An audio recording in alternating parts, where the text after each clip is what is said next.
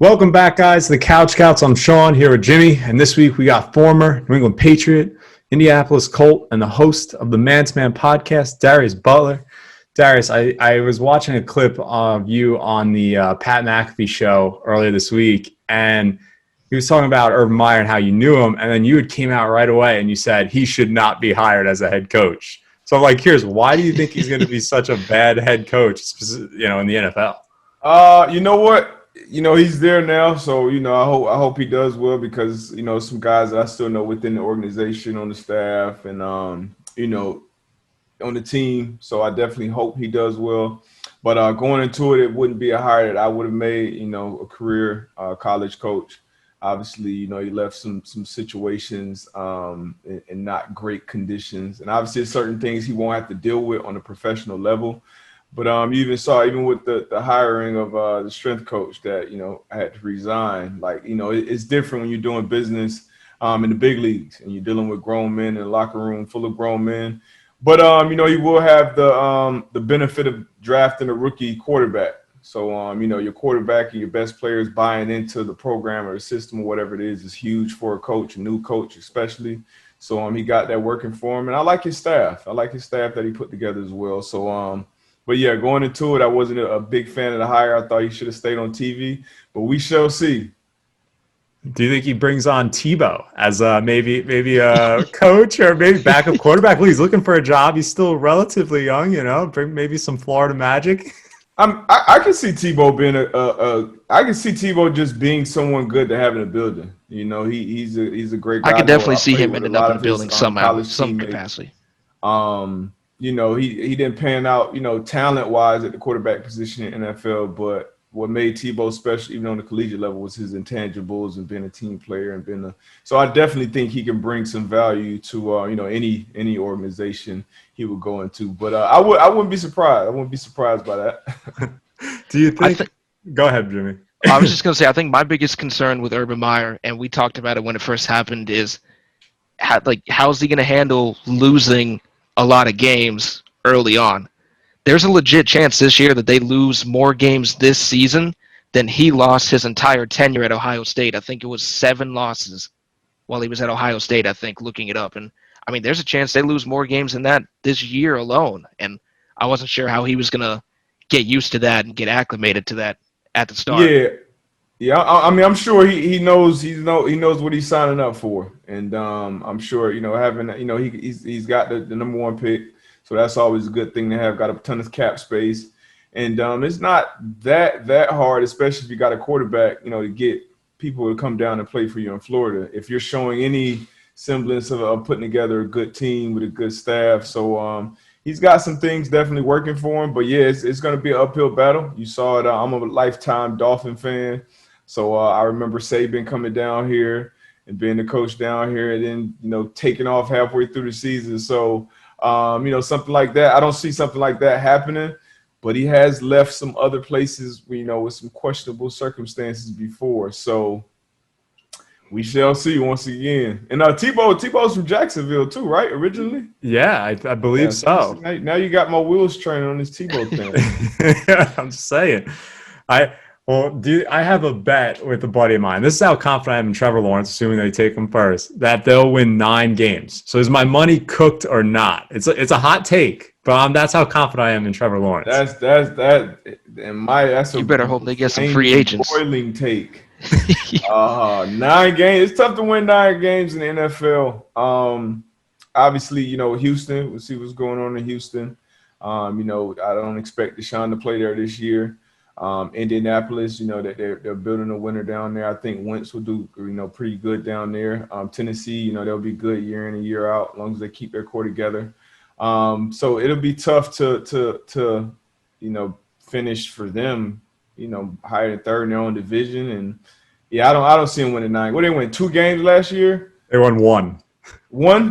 1 game. Wow, yeah. So that's making that jump. Even though Trevor Lawrence, he's a special talent. Everybody expects him to be. That would be a lot to ask for a first-time NFL head coach, a first-time NFL quarterback to take a 1-win team to 9. But yeah, that'll be wild. That's a flaming hot take. But if you're right on it, Look, I'm 17 pretty games. sure you'll be the only one with that take. I'm saying 17 games. There's one more game on the schedule, and you figure the Texans are 2 free wins. They just got to get the other 7. That's it. That's all. I can't even count Texas as a free win. I can't even count it yet. You better hope that they take all that money and load up on free agents since they got the QB on the rookie deal. So yeah, they could. I mean, but see, loading up on free agents, it works a lot better in other sports than football. Football, you got to really, build that culture. you got to be smart with it still. I'll give you that. You got to have you got to have the right guys in there. So it's about the right guys joining that locker room.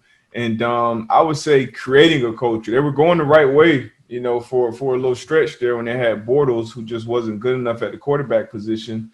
But they had all the other things in line. But you really got to kind of create that culture. So Urban has been a winner in his history. That's the thing he definitely has going for him on that field. He has been a winner. He has produced winners wherever he's been, or it's Bowling Green, Utah, Florida, O State. So he knows what it looks like. So we'll see. Speaking of DeShaun Watson, where do you think he ends up, and what do you think makes the most sense? I'm under the impression he's going to Carolina. It feels like that's the report. And also, I think it makes a lot of sense. Get him out of the conference. They don't have to play him. But how do you feel about it? Yeah. So I mean, I don't know. I'm probably hearing the same thing you guys are with Dolphins, Jets, Carolina being kind of like the 3 places. One of the 3 places he'll end up. Carolina makes sense. Still close to his hometown. Played college ball in Clemson, which is in the Carolinas. Got some talent there. Miami, I would love Miami. Talented roster that I think it's. I mean, Tua could be a good quarterback. It could be a good piece of trade as well. I mean, as a Dolphin fan, I would take Watson 20 million times. Take the sure thing. So I would love that, and I would love to see Josh Allen and DeShaun Watson going at it twice a year. Jets, I don't know why that team keeps popping up. I even saw that he would prefer the Jets over some other teams. If he's trying to win, that just doesn't make much sense to me. It'd be great for the NFL. It'd be great for his personal brand because he's in New York. But ultimately, I think I would personally want to see him in Miami, but Carolina wouldn't be bad at all either. I think it's pretty obvious where I would like to see him personally, but where's that? I don't know. I can't tell. I don't know. I can't tell. I can't figure it out. Maybe he takes over for Mahomes, man. I don't know. Hey, man, that'll be a scary division for defenses. DBs, if you had what's going to be scary is if Sean's Raiders get Russell Wilson somehow, and we got to roll out there with Drew Lock against these 3 guys for the next some odd years. Very scary. So is Denver still moving on from Von Miller? Is that still a thing? The latest report I saw was that they haven't even talked to his agent yet or Kareem Jackson's agent because they're both on those club options, and they haven't reached out to either of their agents from the last thing I'd seen. Okay, gotcha. Talking to a couple guys that I know, they said that they probably don't expect him to be back. Just former players who used to play with him said they probably don't expect him to be back. And if he doesn't, I've been throwing my hat on. I think he's going to end up in Cleveland. In Cleveland? I think so. I think it'll be Cleveland. Whoa, that'd be Miles Garrett, both A&M. Their defensive coordinator, Joe Woods, Coach Vaughn for I don't even know, 4 or 5 years probably with Denver. Plug him right into the system, be ready to go. I think that's the natural fit. I think that's where he would go. Yeah, that'd be scary. I mean, I would like to see him down there out there in Indy, but we'll see.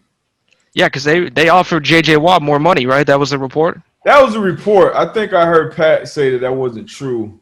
And I couldn't see J.J. going to Indy regardless. I can't say regardless of the number, but I just couldn't see that. Been a Texan for 10 years, obviously what he means to that organization, and then going to the division, playing them twice. I just couldn't personally see that.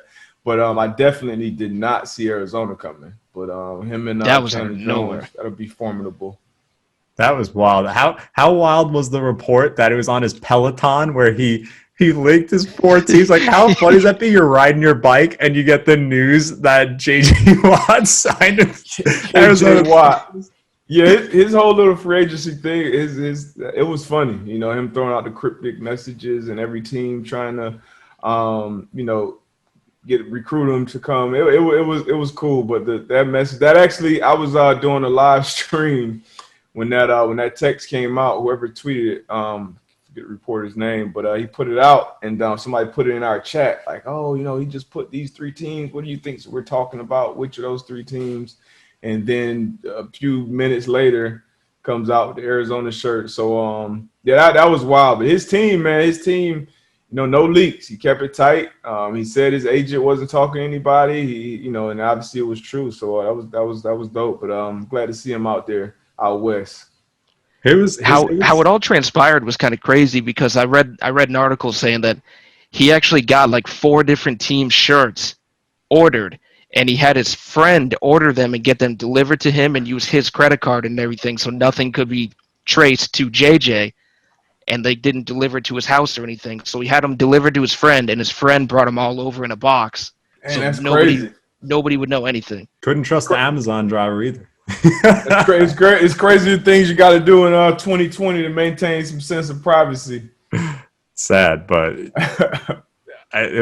that was amazing. Like I said, is that the future of breaking news? Going through Peloton, you're riding your bike, you find out DeShaun Watson's traded to the Panthers or the Patriots or something. I know, right? I saw people tweet like, "Damn, do I need to get a Peloton?" It was crazy too because we were actually talking about the Peloton because my co-host on the pod, Antoine Bethea, you know, he swears by it, and you know, a lot of athletes, you know, me and him for sure, like hate it. I still hate like anything stationary. Like I don't like treadmills or bikes or anything like that, but he swears by it. So we're talking about Peloton, obviously talking about JJ. So definitely some great marketing for them. I wonder how many millions of dollars worth of marketing that was for them. Yeah, that's true. Do you think that increases the chances of Pat Pete going back to Arizona now?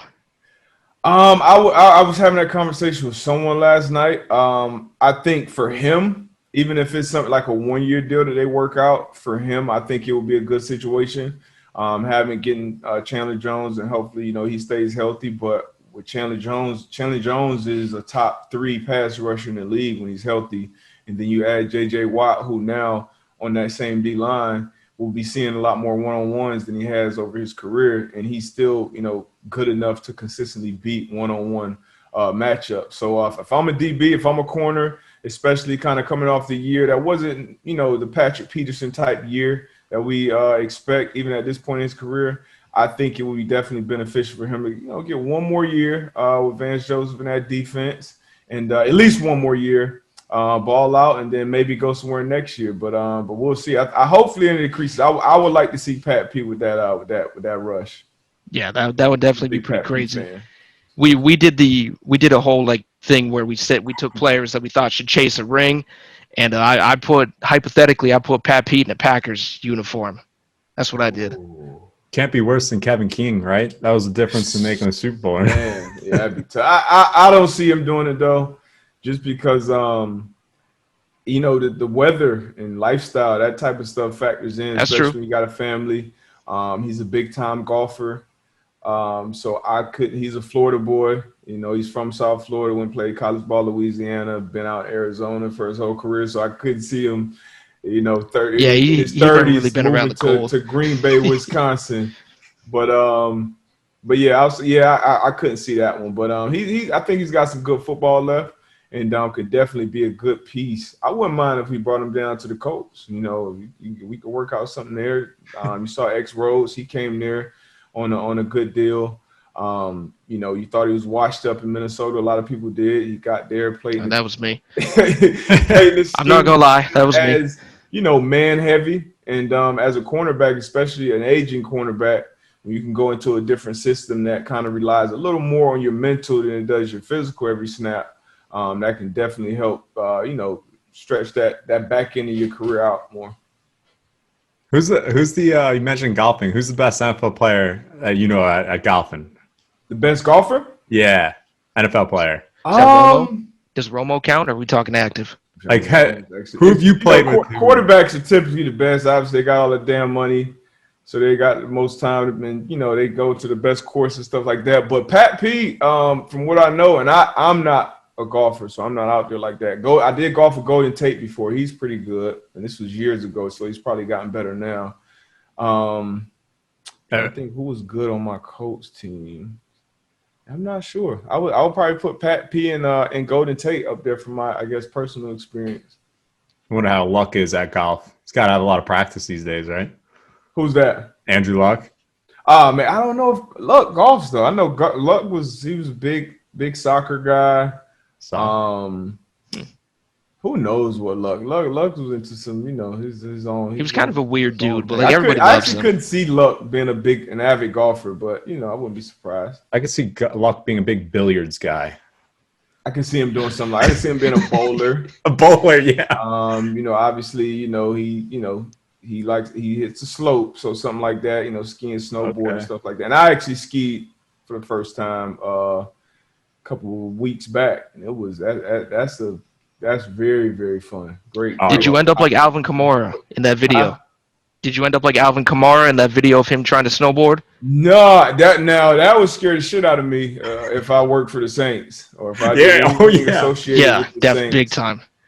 Especially, we've been a former Colt. But I had a couple falls, and once I don't know if you guys are skiers or not, but once I got on the blue, the falls got a little different, and I had a couple, but it wasn't terrible. You kind of sometimes because you're so athletic, but it's just a weird body position to be in, like your knees, like as an athlete, like you're used to kind of bending your knees and getting kind of like a low stance. You can't really do that on skiing because you're gonna fall. So I didn't even try to get on the board, but it looks a little cooler actually on that snowboard. You guys snowboard or ski?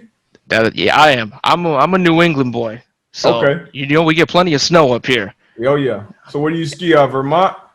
I went to Vermont a couple times. I live in New Hampshire, so a lot of the local, like Granite Gorge in New Hampshire, Mount Snows in Vermont, a lot of places like that. Actually, the last time I went, I left in an ambulance, so I haven't gone since then. But don't try to. What did you mess up? Okay, so you know how like when you're growing up and stuff, you'll make your little tiny snow jumps and you'll go off like your little. I don't know. Well, no, but like I get what you're saying. But you build these little snow jumps and you think you're in like the X Games because you go off this little like foot high jump. And I don't know what got me feeling myself, but I'm like, I'm gonna hit this 15-foot jump and try to do a 360. No. I thought you were Shaun White out here. Oh God. What happened was I tried to spin too early. And I caught the front of my board on the lip of the jump, and I just ended up like cartwheeling, like flipping over. Tore ligaments in my wrist. My neck was all stiff. I had that embarrassing ass like body bag that drags you down the mountain. Yeah. Oh man. Yeah. I almost had to call ski patrol to help me get down. Shout out to Meg Davis, Vontae Davis's wife. She helped me down the she was patient. He just kept going. He left me, but she was patient. She helped me out. Hey, we got love for Vontae. He had us do a jersey swap for him when he signed with Buffalo. So that's what's up. That's what's up. That's my guy. By the way, why'd you come from Florida to UConn? Why'd you go from Florida to Connecticut? You're talking weather. What were you thinking? I was under recruited. It's easy to kind of fall under the radar down here in South Florida. Hotbed for football talent, especially. This was kind of before it was easy to kind of get your tape everywhere. It wasn't like a huddle or even YouTube at that point where you could just post your stuff and anybody could see it. So it was I kind of got recruited almost by word of mouth, went to a small high school. And the guy that recruited me, Terry Richardson, he actually grew up in South Florida, and he grew up with my high school coach.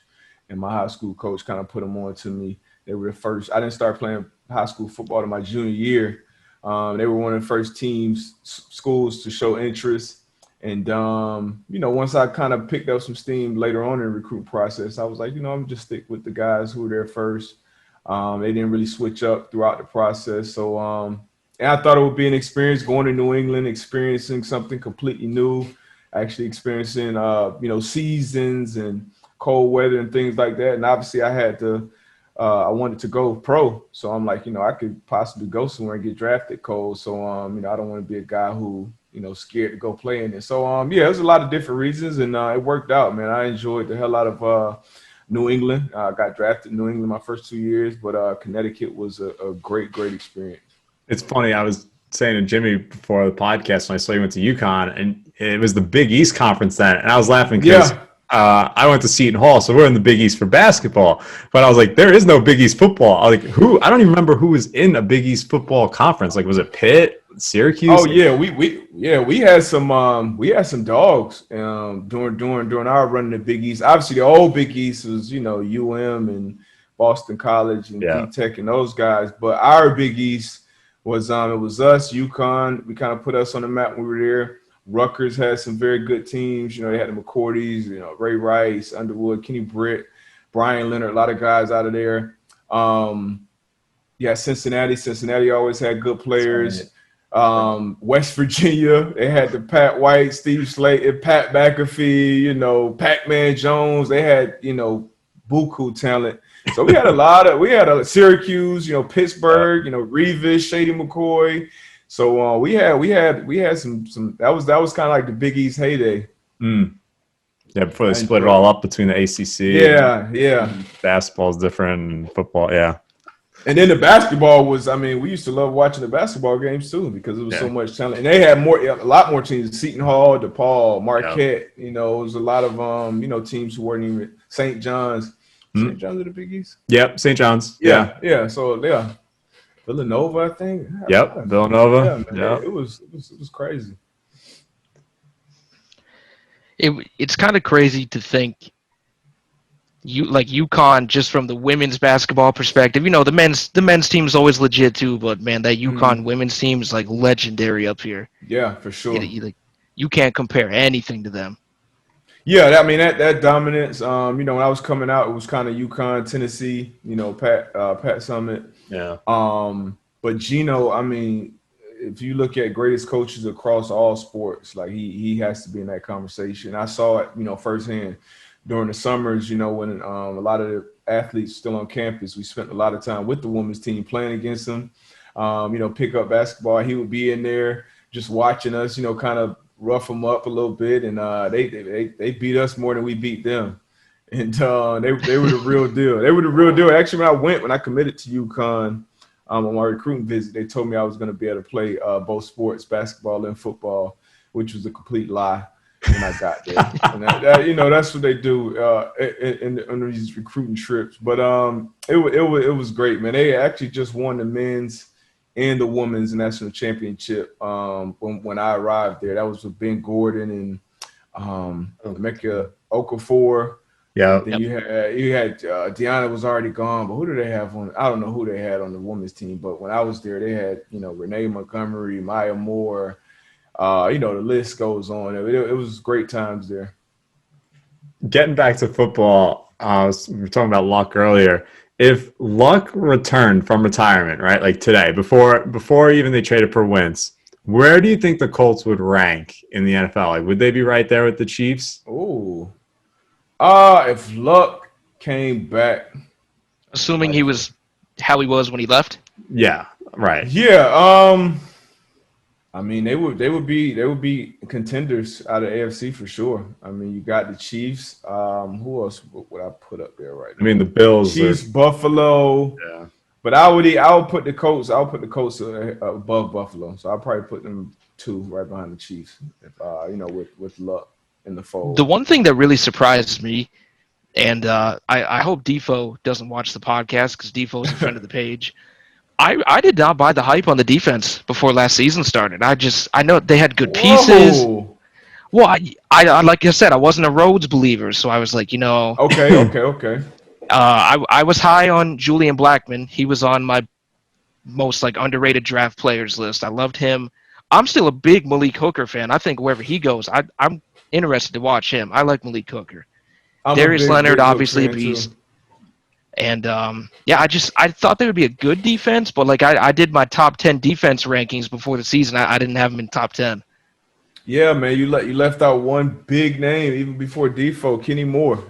Kenny Moore is one of the best, slot defenders in the game. Plays great on the outside as well, but that slot defender position is so important in today's NFL, especially when you're playing multiple defense. You're playing some man, you're playing some zone. He does a great job rushing the passer as well. Does a great job showing up in the run game. So when you have a guy who can play at a high level at that slot position, and then you add a guy like Xavier Rhodes who can hold his own on the outside.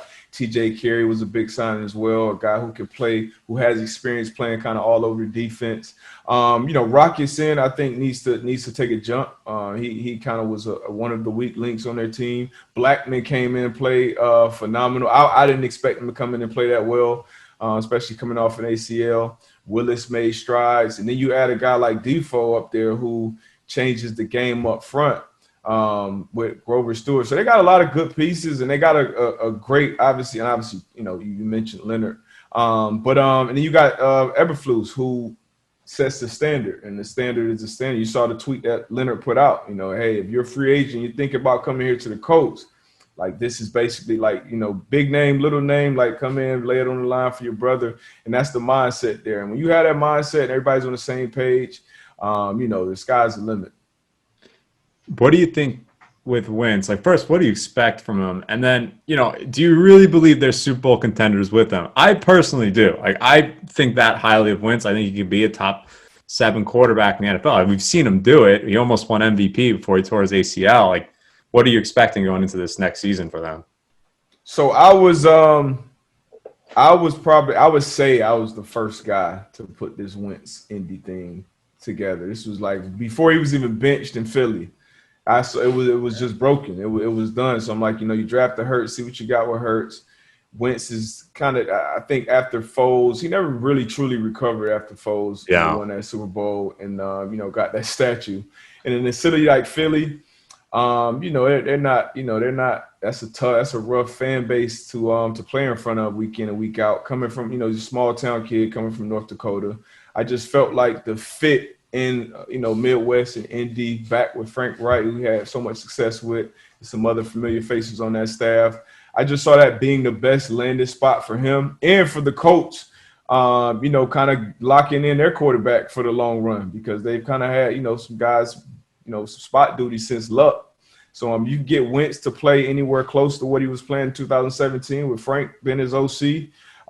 This team is built. You got Jonathan Taylor who came along and had a phenomenal year as a running back. You got Hines. You got weapons over there, and we talked about the defense. So if you can put all that together, and we don't need him to come out here and throw for 5,000 yards. Just do your job. Don't turn the ball over. Put some points up on the board, and this team can go out there, and I believe they can go out there and beat anybody. You think they bring T.Y. Hilton back? It's got to be at the right price. I think T.Y. wants to be there, but T.Y., I know he's not a guy who's going to play for 14, 15, 16 years, so this will likely be probably his last deal. I've heard that out of his mouth myself. I don't know if that's changed at this point, but so I'm sure he would want to stay there and kind of finish what he started. He got some things, I think he's probably third on like the receiver list. Obviously, you got Marvin, you got Reggie, and then you got T.Y. who's put up his amazing career in his own right. So I'm pretty sure he would probably want to finish what he started there. But it's business, so he's going to get the best deal that's available, which I think he should. He didn't have a great year last year, statistic wise, and I think playing with a quarterback like Wentz. He could have a better year because he's a receiver who stretches. He should stretch a defense. When you're playing with Phillip Rivers as a defender, as a D-back, I'm not concerned. I'm not as concerned with the ghost with Phillip Rivers as the quarterback. But if you got a guy that can launch at 60, 65 down the field, now we got to think about where 13 is, down in and down out. Yeah, it had to be frustrating last year playing with Phillip. And I didn't hate that signing when they got Phillip last year, but you could see like he was no longer Phillip Rivers when that last year in San Diego or LA, his arm was just shot. I mean, both times the Raiders played him, he made the Raiders look like freaking 86 Bears. I was like, wow, like you can't throw a football anymore. And luckily the Colts, their offense line's so nice. They set up that you didn't have time to just, let me dink and dunk here. I got a great defense behind me. And they nearly beat the Bills in the playoffs too. Yeah, that was the thing about Phillip. I mean, he did a pretty good job. He did better than I expected him to do. Honestly, cut back on the turnovers, didn't turn the ball over as much. He's accurate, and that's what he's been. That was what Chris Ballard was raving about even in the preseason, just his accuracy. They had went I want to say 4 or 5 games. You know, he'd ever been efficient, not even having a 3 and out or something like that, like the first 5 or 6 games. So he did some things, but in today's league, you know, you need that you need a dynamic playmaker back there. And you know, Wentz's ceiling obviously is a lot higher than what you know, Phillip Rivers was last year. And obviously he's accomplished some tremendous things in this league, played a long time. And hopefully you know, the Colts had their quarterback, because I think, you know, I wouldn't say Frank Wright is on a hot seat, but you know, this team and the way it's built, like they want to win championships. So you know, one and done's in the playoffs, you know, that's not going to cut it. Hopefully they get a good replacement for Costanzo too, even if it's sign somebody in free agency or something. I mean, maybe you open up the checkbook and pay like Trent Williams or something if they allow him to leave. That would be beautiful. Try to figure out a way to get Orlando Brown. Yeah. So you know, something true. If you can, because that's the, you know, in my opinion, if I'm putting together a team, like the top 3 most important things to me: quarterback, pass rusher, you know, blindside protector, or left tackle. You know, in the NFL today, you know, left tackle, right tackle, but just a dominant guy. They got a pretty dominant right tackle, Brady Smith. So if you can sew up that left side of the line, and Costanzo, you know, he did his thing for a decade, played at a high level. So that's definitely a very, very important position. Getting back to your Dolphins, I want to talk about Tua for a second. I was a huge Tua fan coming out of last year's draft. I wanted him over Burrow, but watching him this past year, and I got a lot of hate for this, I'm very concerned. Like, physically, he didn't look like what I thought I saw at Alabama. And that's not like people talk, oh, his supporting cast was bad. Yeah, I know that, but I'm talking like physically, I was not that impressed with him. I want to know what your takeaway was from his first year. I felt the same way. And it was a combination of things. Obviously, your cast, you know, your play caller, Chan Gailey. So it was some things. And the people that I talked to, and then you're pulling them, you know, when you got 2-minute drives left, you're putting Fitz in there. So even mentally at that quarterback position, that's tough. But the people that I've talked to that are, you know, in or close to the organization said it was just too early for him. It felt like it was too early. And this year will pay huge dividends for him. So, I mean, I'm hoping for the best. We've been llooking for a real star at that quarterback position since Dan Marino. So it's been a while. So Miami's ready, and you know, hopefully he takes some more strides, man. But he's still very young. You know, yeah, he's still very young. So I'm trying to be bullish on Tua, but if we can get DeShaun, man. Man, I wouldn't mind seeing him in Houston. It must be nice seeing the fall of the Patriots now. Just from a Dolphins, I know you played there. I know you played there, but being the Dolphins fan, like, it's got to be a little nice.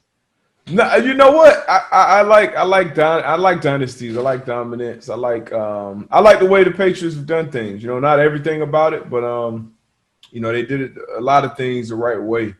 And I'm not counting Belichick out, you know, at all. Obviously, they had a lot of things go against them last year, but I'm definitely not gonna say, you know, it's the end of that Patriots dynasty. If Belichick is there for another, and he's getting up there in age, so but if he's up there for another 4 years, 3-4 years, I can see them being, you know, playing on a championship Sunday again.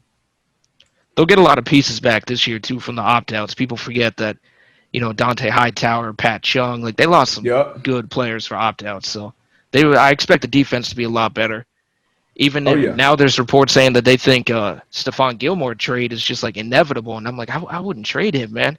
You got him and J.C. Jackson? Like, I want to keep those two together.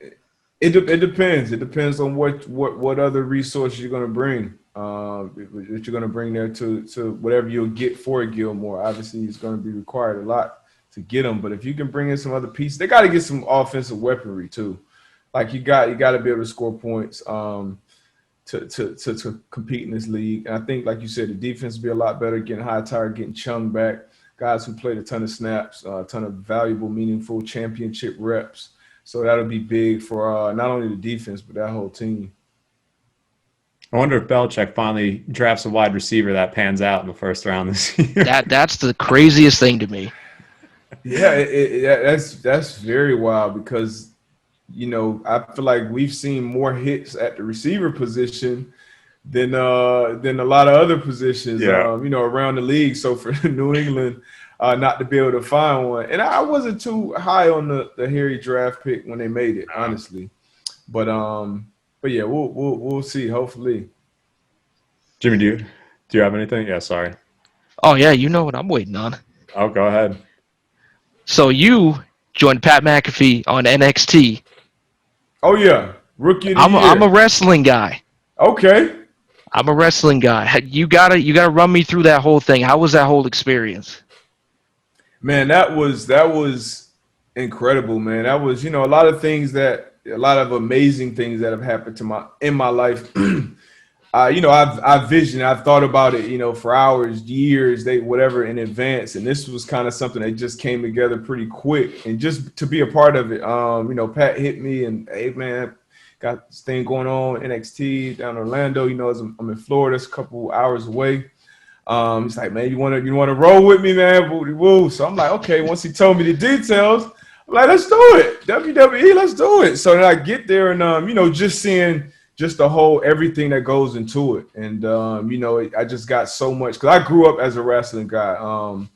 And like Stone Cold or The Rock? Yeah, that era. I'll be 35 in a couple of weeks. So like that era was like the gold. Like it's no other era that can touch that. The Stone Colds, Rock, Mankind, Rikishi, Hardy Boys, like the list goes on. Like and I made sure I didn't miss it. So to see Triple H, Triple H obviously has a big hand in that. See Shawn Michaels like in like the work and the passion that they're still putting into it. And then to see my boy Pat, go out there and bust his ass and get into shape and put on. I mean, it was the most impressive match that I've ever seen from like a celebrity or from a non-wrestling. I said the same thing. Yeah, it was like. And he was really working at it. Like he was really putting in the hours and the diet and everything. So to see him go out there and perform against a guy like Adam Cole, who's obviously been doing it for a while, just that entire experience was incredible. And it was something I would never even imagine or, thought, I'd be a part of. So that was super, super dope.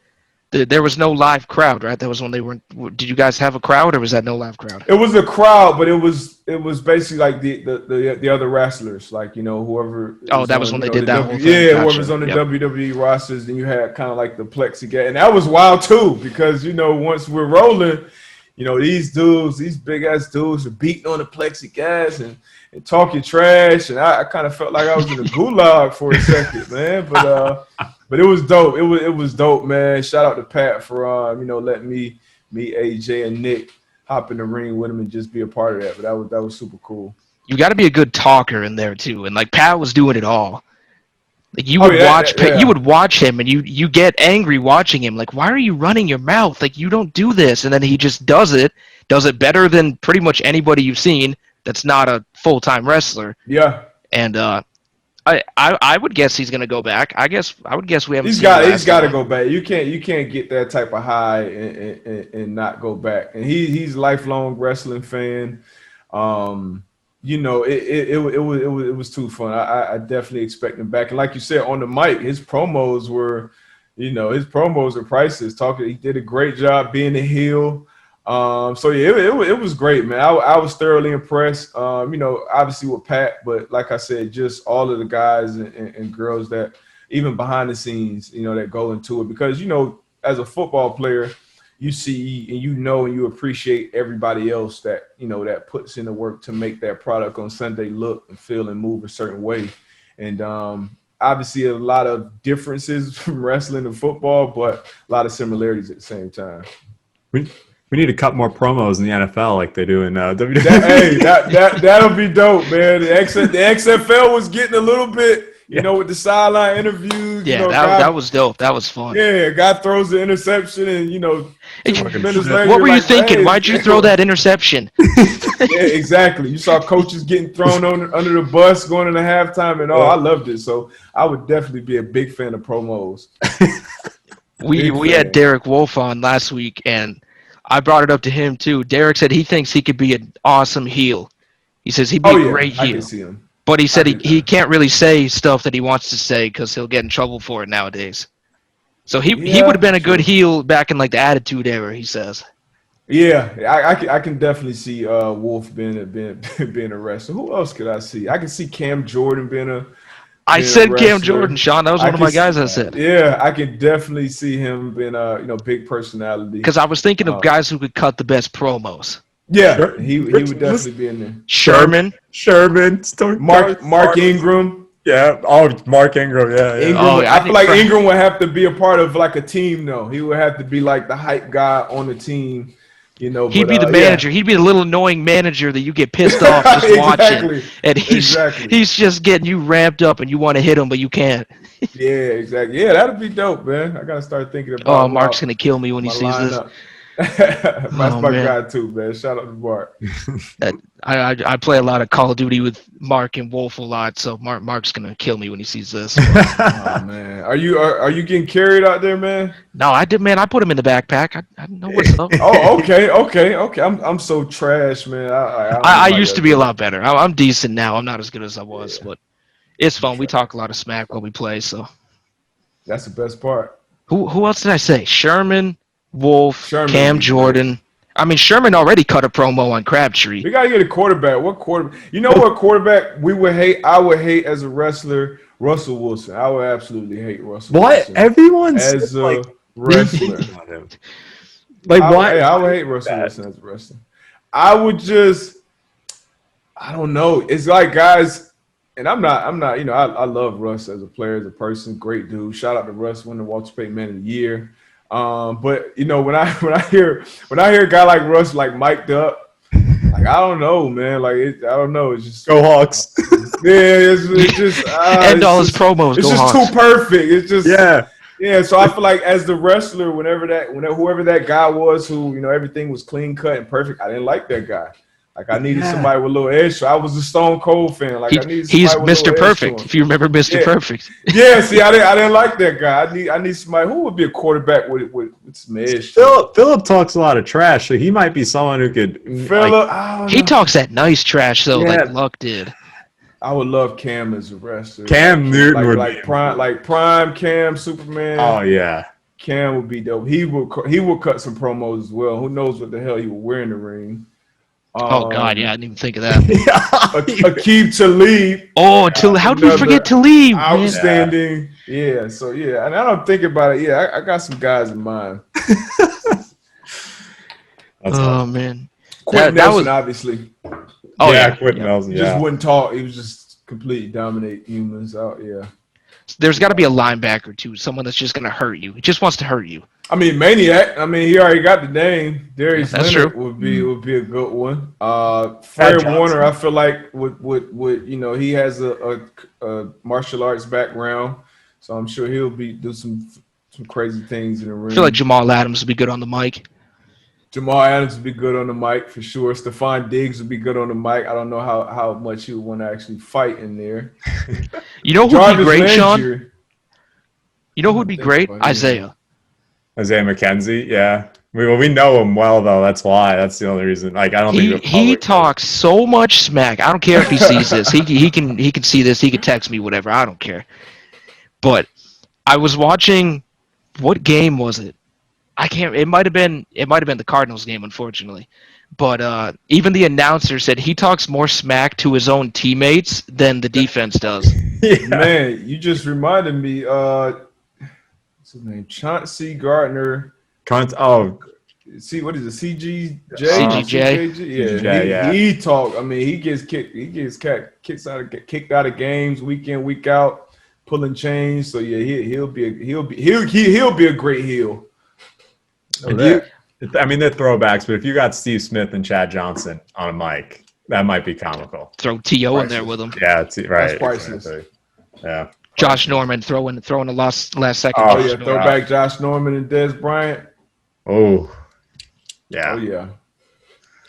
It's fun though, man. That was awesome to see. That was one thing I was looking forward to talk to because, like I said, I'm a wrestling guy, so Yeah, that was dope, man. Is it that was still crazy definitely to see dudes like Jeff Hardy still wrestling and like Kane showed up at the Royal that's Rumble? wild. Man, it's crazy. That's why. Even like Shawn Michaels, he doesn't wrestle, but like He he still could looks and definitely shit. put on Yeah, a he looks match. like he can still jump in the ring. I mean, Triple H looked like he can get on a program for a month or so and get back in the ring too. So these guys stay in tremendous shape. Obviously, The Rock, he went and acting and being a mega star, but these guys they're special athletes. Special athletes. Did you see the whole thing that came out a couple days ago with Randy Orton and Soulja Boy on Twitter? I didn't really follow it, but I saw him kind of a little back and forth, but I didn't really Randy jump got into it. bad with it. Randy pretty much said he wants to kick this dude's ass, like straight up. I mean, I wouldn't even want to see that. That would be bad. I wouldn't even want No to see one wants to see Randy Orton. Soulja Boy's probably $140 soaking wet. Well, the funny thing is, him and Bow Wow are talking now. Bow Wow says he's been training. He's going to take over wrestling. Okay. Oh, I was like 5'3". Yeah. He's like, stop. Wow, But Shaq is getting in the ring though. I saw that Shaq is getting in the ring, so I would be interested to see that. I still don't think he'll do as good as Pat, obviously, but his personality fits perfectly with it. I thought Grunt would have been a better wrestler. I was kind of looking forward to that, really. I was. And that's my guy. So maybe he'll go back and try it again. But yeah, we'll see, man. We'll see. Remember when Big Show got knocked out by Floyd Mayweather? Yeah, that was a joke. It's fun, man. It's fun. Man. Well, hey, we appreciate you coming on for sure. We're trying to set this up for a while. We've talked our DBs and stuff in the past. Anything you want to plug, your podcast or anything, let them know. Let people know what you do, where they could check you out. Whatever you want. Yeah, man. Check out the Man to Man Pod. Me and Antoine Bethea. We get on there. We keep it, really authentic. It's locker room talk. We have some great interviews. And I also do everything DB, where I jump in and dive into like the real kind of beyond actually the X and O's and really just understanding kind of what players are being coached, what they should be coached in some instances. So, really getting into the devil in the details. So everything DB and the Man to Man Pod. Darius, do you do all the editing and graphics for your page? Yeah, I do. Everything is well, I don't personally do it, but I got a guy that does it. Oh, okay. Tone does a lot of the production type things for me. But yeah, one man show. We actually going to be expanding this off season and doing some different things and some talks with some people. So I'm excited about this side of things, man. Media behind the mic is so different. Never saw myself doing this, but I enjoy it. Nice. Well, Darius, thank you again for coming on. Guys, appreciate you all for listening.